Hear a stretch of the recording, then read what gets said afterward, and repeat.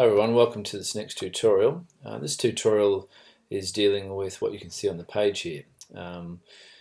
So far in your work you've been creating a 3D object and you can see that in floor plan. But when we want to submit plans to council, we need to have the floor plan elevations and sections displayed appropriately. Now, while we're not going to follow the exact rules, we're going to lay out our floor plan and our elevations and our sections like you can see here on the screen. I think this is appropriate for a Year 9 audience. So in the center of our page, I'll just zoom out and zoom in a bit, you can see we've got our floor plan.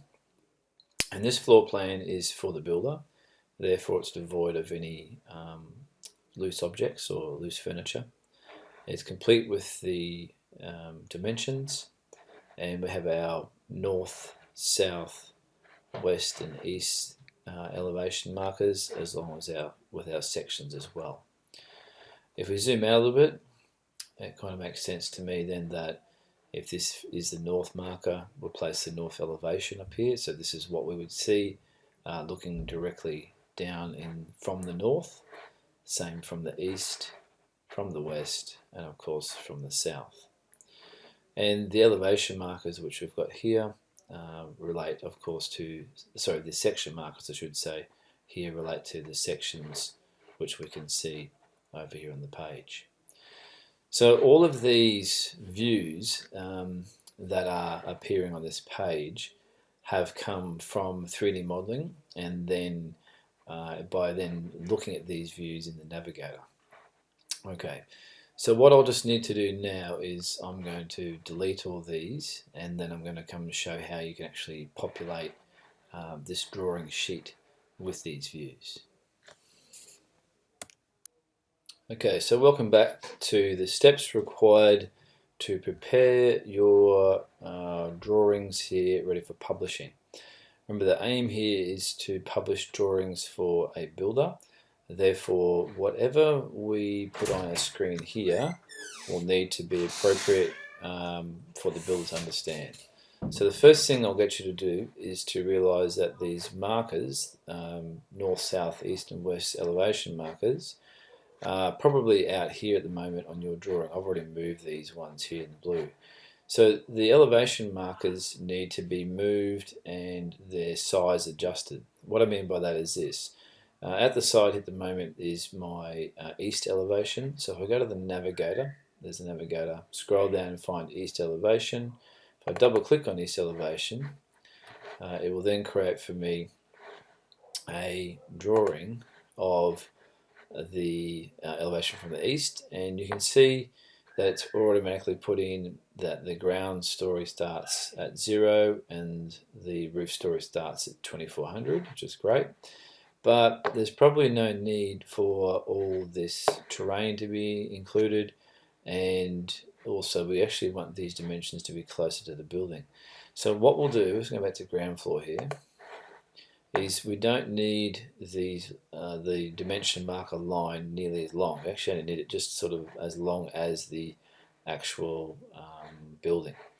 So go to your dimension marker line, click onto it, highlight it, and then grab the node on the very end, click and hold on your mouse. And in the pet palette you have the usual things, drag, rotate, so on. But the last one here is this stretch. So what I'm going to do, I'm going to use this as a bit of a guide, and I'm going to go to the end of the building there and just come a bit past it, and you can see I've just stretched that to make it so it protrudes just past into the building. I'll go to the other end of the elevation marker and do a similar thing, a stretch, and you can see now that if I double click on east again, and it rebuilds it, and you can see that the elevation marker has now cut down that unnecessary information. So back to ground floor again.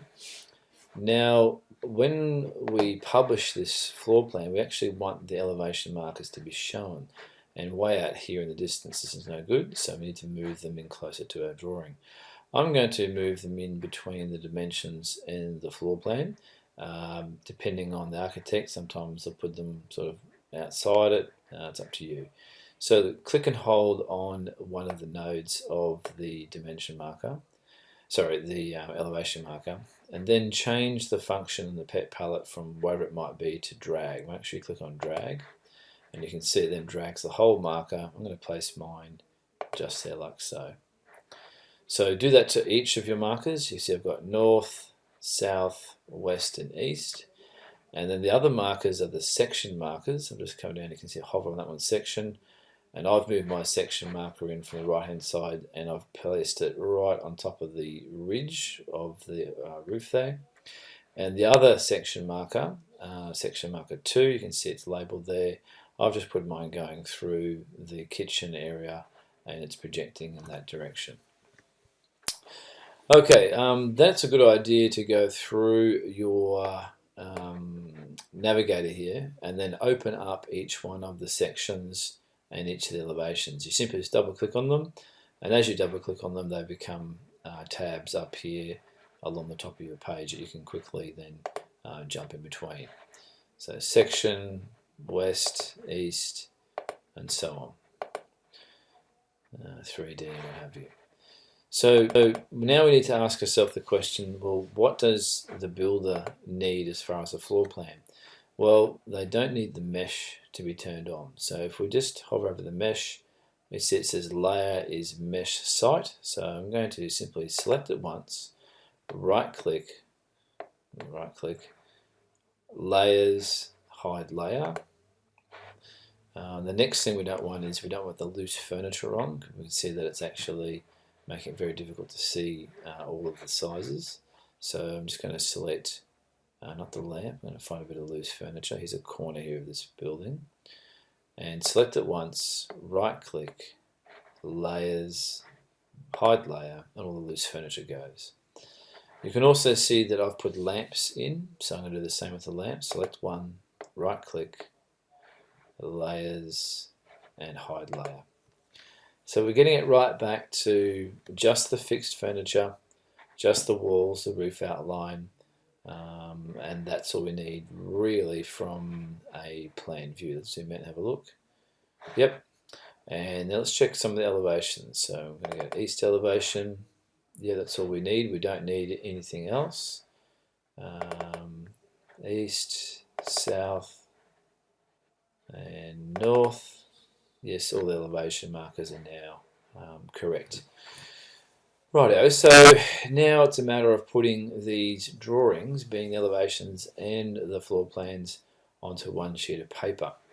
To do that, we used some slightly different functionality of the navigator. If you look over here, we can see the navigator is the first one that's highlighted as a project map, which gives us access to all of those 2D and 3D working views.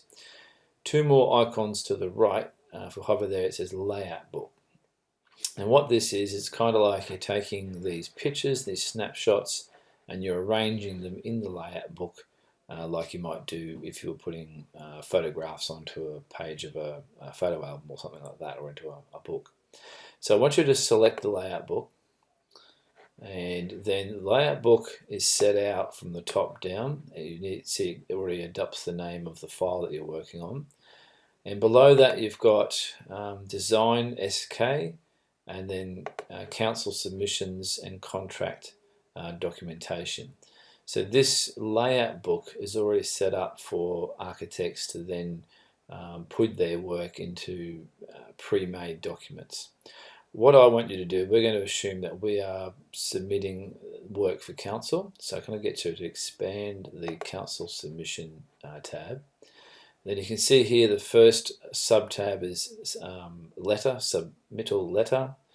Then you've got general information, floor plans, elevations, 3D views and so on. Well, what we're going to do, we're going to use one of the sheets for the floor plans, and we're going to place the majority of our views onto that sheet. So what I get you to do, within floor plans folder, if you expand that, you see you've got site plan, and then below that DA 101 ground floor. So this is the sheet that we're going to use to place our views on. So what I get you to do is just to double click on that, and you can see that it highlights it. Now that makes this sheet active, and you can see here it is up here, it's an active sheet. But we can still flick between these other views and the active sheet. Oops, I just shut it, that wasn't really good. Open up again. And the active sheet. So realizing that you don't have to always open it from over here. But what you must make sure is when we go to take a view from one of these tabs, this has to be highlighted and has to be the active sheet. Okay, so how do we get the floor plan in here? Let's go to the floor plan and simply right click, go down about halfway along the dialog box, save view and place on layout. Click onto there, and you can see now because we had this highlighted, it's now defaulting to place the view there. So I'm going to place the floor plan in the middle of my drawing, and you can see that it's now, if I zoom in, it's exactly how we saw it from our preview. Zoom out, and we're going to do the same thing for the elevations. So I know the north elevation is above it here, so I'm going to go north elevation, right click, save view, place on layout, and go above it. So I'll place the north up there, obviously the south, find it, there it is there, right click, and didn't work, we'll try it again. Save view and place on that, there we go, south, and you can do the same with west and east. Now, sometimes when you bring these in, you'll see these dotted lines overlapping each other. And also, if we zoom in at this sort of blue text, you'll see that it actually labels each of the views. So we'll do a little bit of cleaning up here, in that we will select the views that's come in, click and hold on one of the corners there, and we'll drag that up by changing the icon from drag to adjust frame. I think it's adjust frame, or it might be stretch, I think, sorry. Stretch, I need to get that out of the road. And, oh no, it wasn't stretch, sorry, it was adjust frame. So undo that. Glad we did that again. Okay, so go to adjust frame, sorry, from the pet palette. And we're going to make this frame smaller, just so it's big enough to hold the actual elevation there. So click on the top like so, and you can see what that does. It brings the label close to the object as well, which I think looks a lot better. Then we can move the actual object by using your drag tool and get it sort of sitting almost above where it might be projected to, even though we're not really doing projection. So there's the north elevation marker, there's the north elevation, and we would then repeat that same process for the southern and the west and east to get ourselves all those views. You possibly could then also create some sections, so we could probably put them on the same page as well. So back in our sectional view, that's what I did before, so I'll go to section 1. You can see here this is the section that has the section line running through the ridge line of the roof, and once again right click, where are we, save view, and I'd probably put the section sort of maybe one down here or one over there or something like that. So place that there, and the label needs to come up out of the title block and so on. Then after you've done all that, we can then save this to save the whole project, but then we might publish this as a PDF document. So let's go File, Save As, change the file type from, it would have been probably PLN, go down to about the 8th one there, change it to PDF, give it a name, make sure it's in a folder that's appropriate, click on Save, and then we can go find that, see what it looks like. Quickly scroll through and find it. 9 graphics, built environment, classwork, 2016, PDF documents, Cottage 2016, and there's the one that I created earlier. So the beauty about PDF is that if I then gave this to the builder, you can then continuously zoom in and never lose any clarity. So I'll just scroll across a bit and down a bit. So if this was a bitmap or a JPEG, every time you click you get more and more pixelation. but that's not the case with PDF, which is why PDF is used by 300% is the maximum by the looks of it. PDF's used by builders as that you can zoom forever and you never lose the clarity. There we go. Obviously, I can do that there. Okay, hopefully that makes some sense. Documentation for the builder. Okay.